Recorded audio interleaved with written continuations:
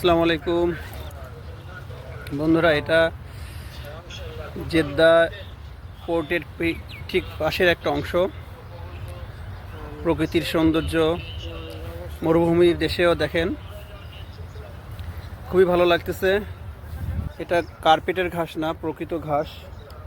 পাশে একটা জলাশয়, একটা দিঘি, চারিদিকে খেজুর গাছ।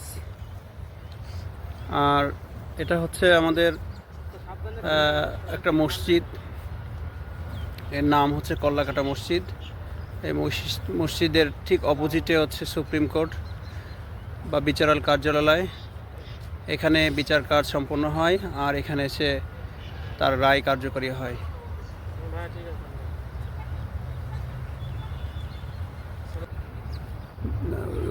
করা লাগবে না।